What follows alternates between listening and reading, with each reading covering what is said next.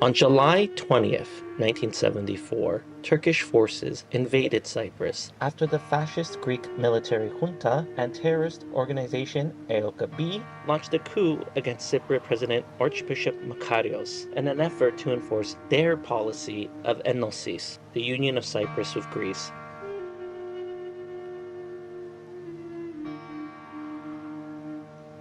Even after the failure of the so-called presidency of Nikos Samson and the toppling of the regime of colonels in Greece itself, Turkey still used the coup as a pretext in order to enforce their policy of Taksim, the division of the island into Turkish and Greek portions.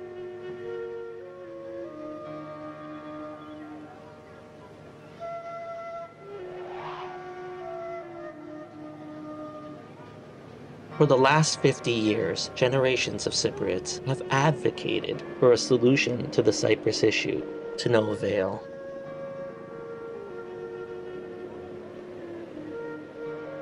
Whether at home or across the diaspora, as Cypriots, it is our duty to keep the memories of the 1974 generation alive. This film is my small way of doing so.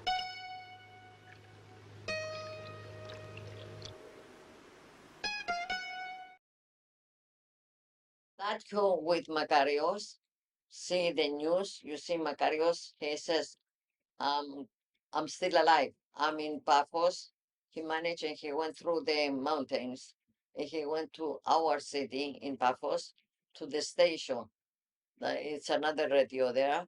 And he went and he says, Είμαι, don't listen to them. Είμαι ο Μακάριος. Είμαι ζωντανός. Η Junta δεν κατόρθωσε να με σκοτώσει. I'm here. And after Chris, he got involved with he tried to get all the Cypriots in Canada to do the Bankanadikin. We used to, that's the name they gave at the beginning. He got he got Halifax, all the cities. He found out, I don't know how he figured out, he got involved asking those girls the information. They give you somebody a Greek name. And he, that's how he found out and he invite people. And they came to Belbo, to our house, to do the Panganadikin, to do the Cypriots, to get together and we did collecting clothes, like they send for refugees. That's what we did. And we sent the container from Belbo. That's how because we knew the guy in Toronto when we moved twice there. We knew the guy with the containers, sending back home stuff. So, yes, we did Belbo Trenton because we go 25 miles around, the Perichora, I would call it. So, and that's how he got involved. And he got the people, and we had the meetings after, at the beginning at our house, and after at the church. We had the church, and that going 71. And we had Paidusis from Montreal. He was a professor in Montreal University. So, and everybody, they figure out, and that's how they start everything from Bello. He arranged for a bus. We fill up all the Cypriots, some Greeks, they going with us, friends. We went to Arwa to do the demonstration for the invasion, all the stuff. So he was always go, everything from, for Cyprus. That's how, as Cypriots, we had to.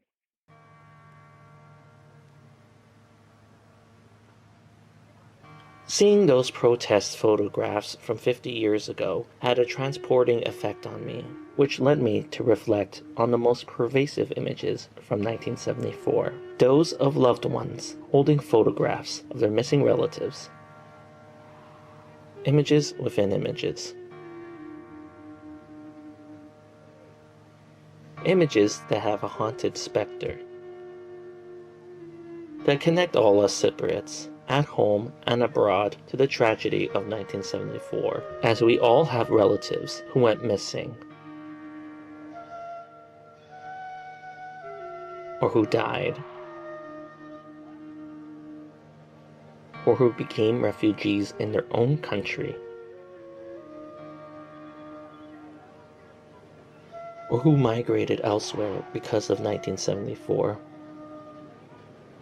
Within my own family, I have been haunted by the images of my yaya's nephew and of my great-uncle's father, who both went missing in 1974.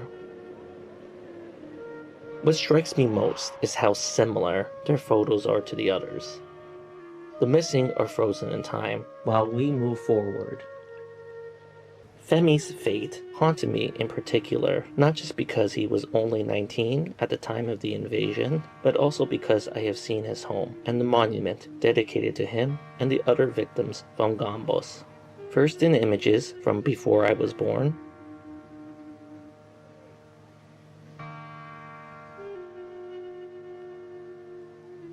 then when I was a teen visiting Cyprus myself for the first time, then now.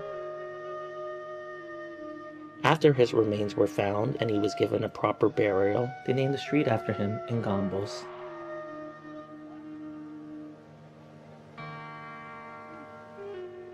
As I continued with my research, I was struck by the living memories of the refugees who lost everything in 1974.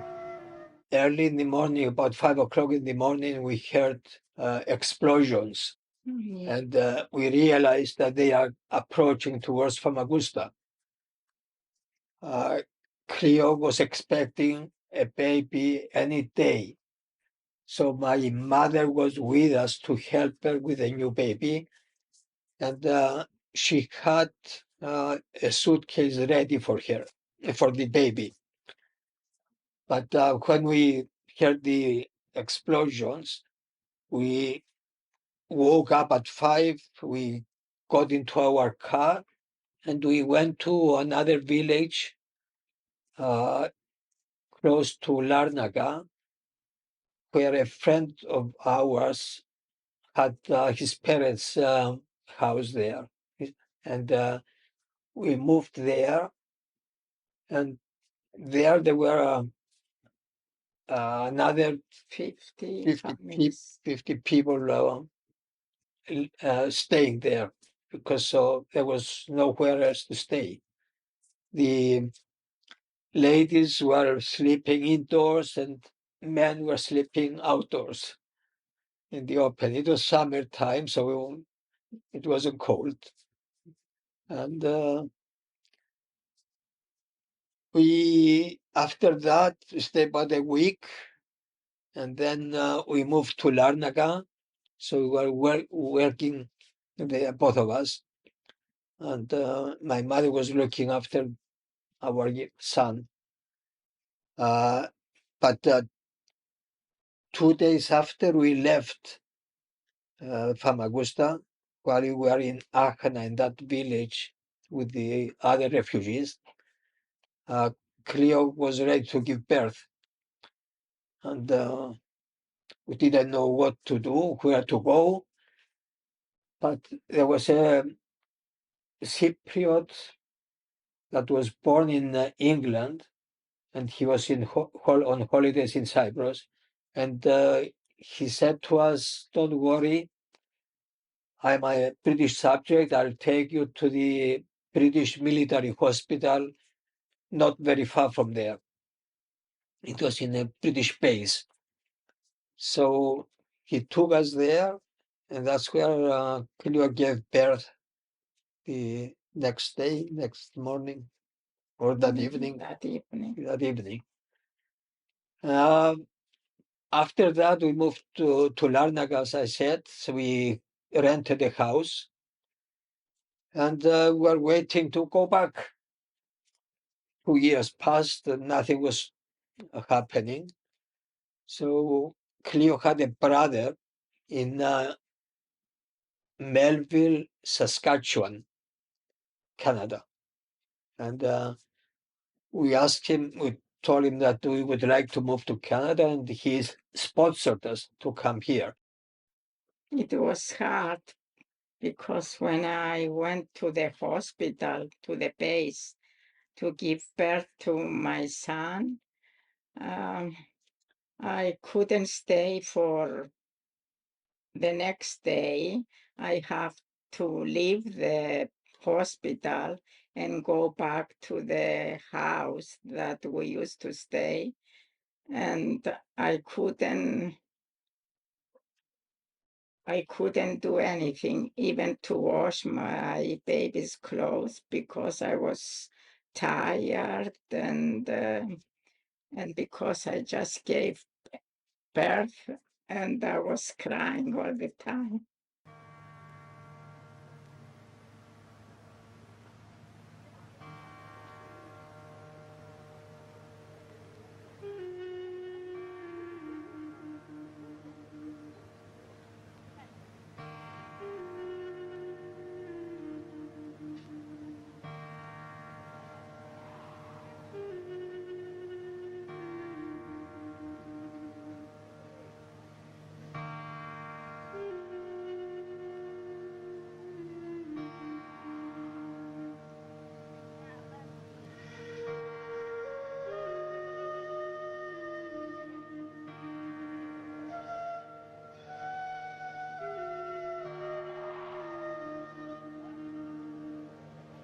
Over the years, I have developed a fascination with intergenerational memory and the different ways it is articulated. As such, I was captivated by the testimony of Stella Parfenio Grasso, who was born only weeks before the coup, but who has vivid memories of 1974 due to the stories passed down from her family, who fled Argaki, a small village near Morpho.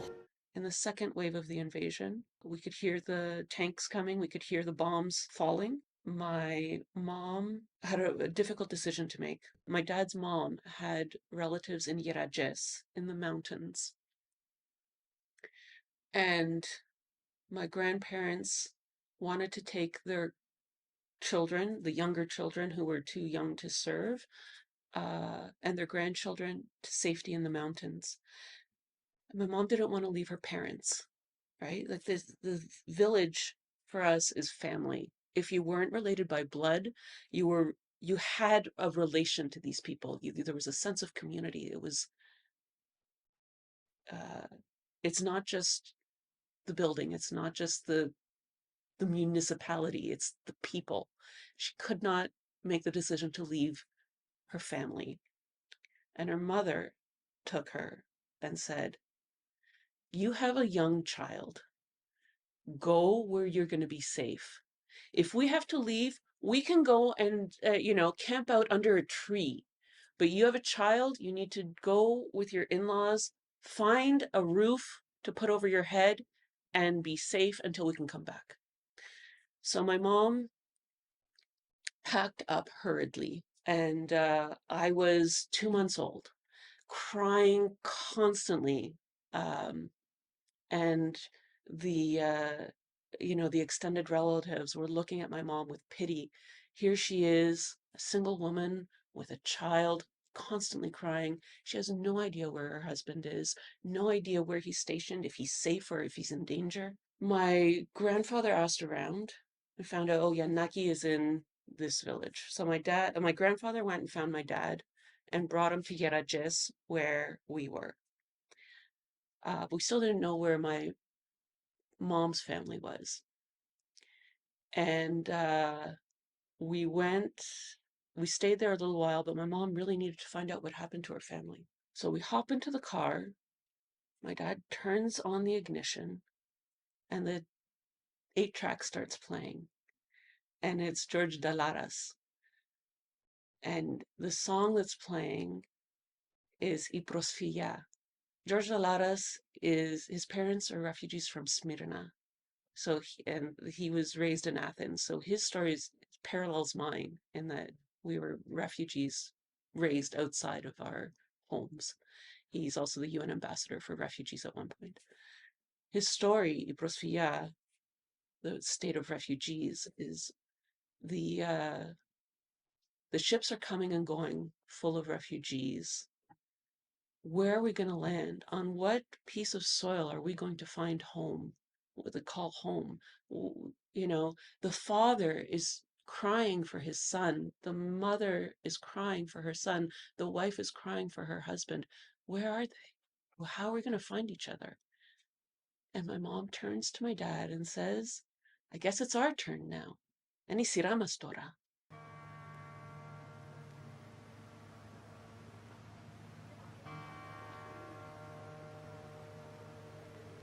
Listening to Stella's interview filled me with a great sadness, as it made me recall the ending of Attila 74 and the uncertainty over our future, and how 50 years later, there is still uncertainty of what will become of Cyprus.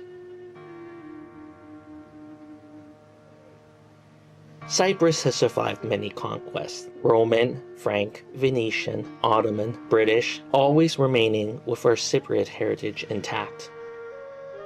No matter the occupiers, Cyprus will always remain Cypriots, and we will be reunited as one, even if it takes another 50 years.